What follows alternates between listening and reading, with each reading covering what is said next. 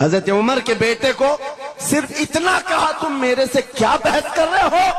تمہارا باپ میرے نانا کا غلام ہے، تمہارا باپ میرے نانا کا غلام ہے۔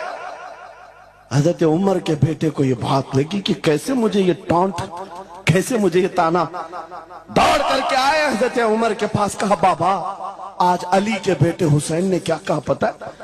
کہا کیا کہا بیٹا؟ کہا ہماری تکرار ہو رہی تھی، اس میں انہوں نے بلا کر کے مجھ سے یہ کہا کہ تم مجھ سے کس بات پر لڑتا ہے، تیرا باپ تو میرے نانا کا غلام ہے۔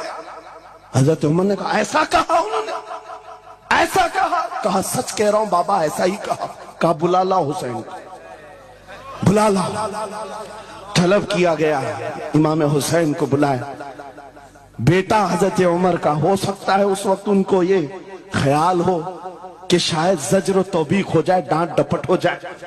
حضرت عمر آتے ہیں، کہتے ہیں اے حسین ابن علی، یہ میرا بیٹا جو کہہ رہا ہے کیا یہ بات سچ ہے؟ کیا آپ نے اس کو ایسا کہا کہ تیرا باپ میرے نانا کا غلام ہے؟ امام حسین نے کہا ہاں سچ بولتا ہوں، ہاں میں نے کہا۔ کہا کہہ کے بتاؤ کیسے کہا، کہہ کے بتاؤ کیسے کہا؟ کہا میں نے ان سے کہا تیرا باپ میرے نانا کا غلام۔ حضرت عمر نے کہا اور ایک بار کہو،